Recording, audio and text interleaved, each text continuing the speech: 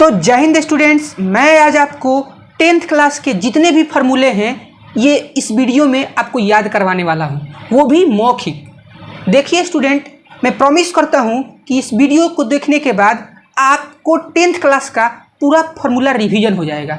तो चलिए स्टार्ट करते हैं। सबसे पहले का चैप्टर का नाम क्या है? वास्तविक संख्या, रियल नंबर। तो रियल नंबर में दो ही सूत्र हैं स्टूडेंट्स। सबसे पहला सूत्र a = BQ + R, जहाँ R का मान 0 से बड़ा, 0 के बराबर लेकिन B से छोटा। a = BQ + R मतलब भाज्य बराबर भाजक गुने भागफल जोड़ शेषफल। इसको इंग्लिश में कहते हैं कि dividend = divisor into quotient plus reminder. उसके बाद दूसरा सूत्र क्या है स्टूडेंट्स? दूसरा सूत्र है मौसा इंटू लौसा बराबर पहली संख्या गुने दूसरी संख्या। तो ये वास्तविक संख्या में दो ही सूत्र है।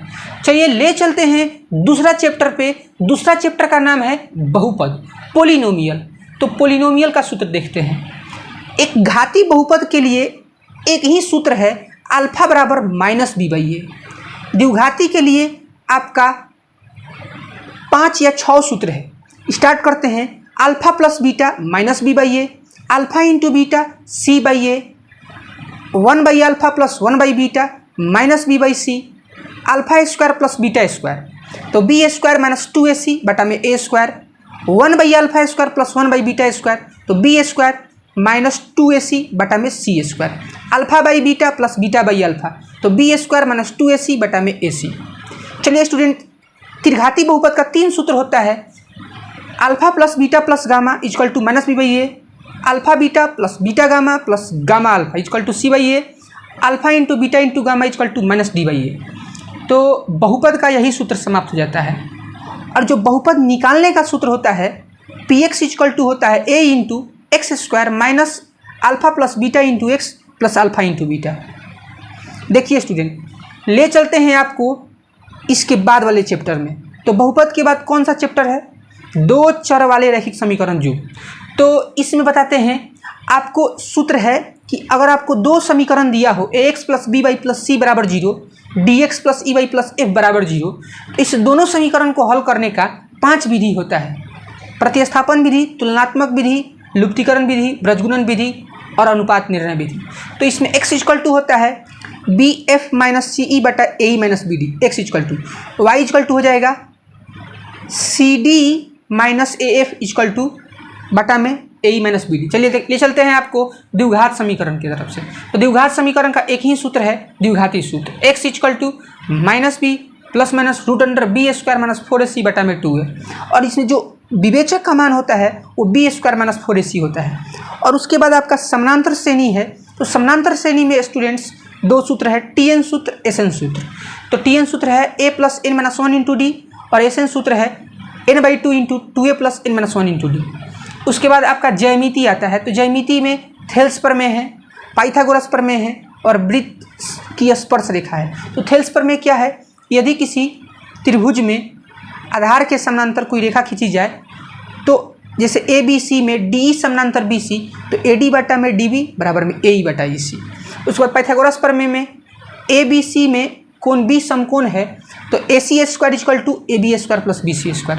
उसके बाद वृत्त की स्पर्श रेखा।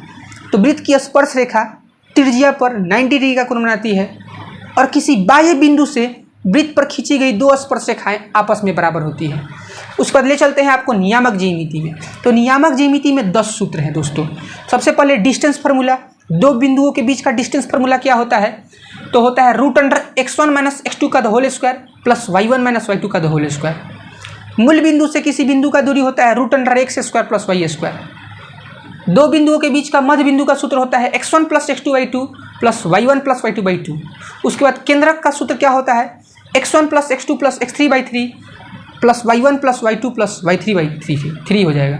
उसके बाद अंतः केंद्र का सूत्र क्या है? ax1 + bx2 + cx3 बटा a + b + c।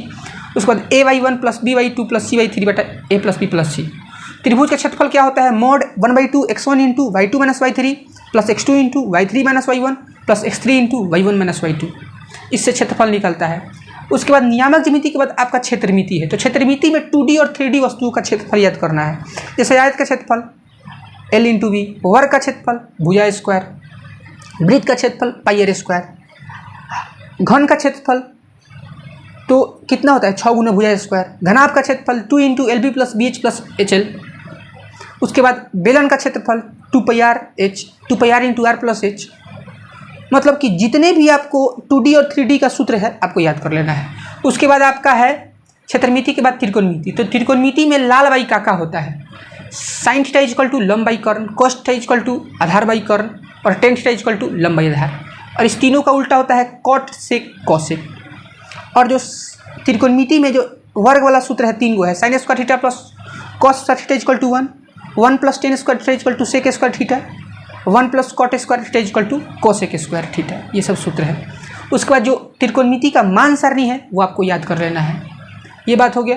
और उसके बाद जो पूरा कोण है sine 90 minus theta equal to cos theta, चाहे cos 90 minus theta equal to sine theta, tan 90 minus theta equal to cot theta, cot 90 minus theta equal to tan theta, cosec 90 minus theta equal to sec theta, sec 90 minus theta equal to cosec theta. त्रिकोणमिति समाप्त हो जाएगा। उसके बाद सांख्यिकी और प्रायिकता मतलब माध्य माध्यिका का बहुलक। तो माध्य निकालने का सूत्र होता है सिग्मा एक्स एफ बटा सिग्मा एफ। माध्यिका निकालने का 2 L plus N by 2 minus F बटा एफ गुना आई। और बहुलक निकालने का सूत्र होता है L plus F zero minus F minus 1 बटा 2 F zero minus F 1 minus F minus 1 गुने आई। बहुलक निकालने का सूत्र है। प्रायिकता का सूत्र क्या होता है अनुकूल परिणाम बटा संभव परिणाम। तो ये शॉर्ट वीडियो था मतलब जिसमें आपको फार्मूला का रिवीजन कराया गया है। तो वीडियो को लाइक कीजिए और कमेंट कीजिए कैसा लगा आपको 10th क्लास का पूरा फार्मूला। तो मिलते हैं नेक्स्ट वीडियो में। धन्यवाद। जय हिंद स्टूडेंट्स।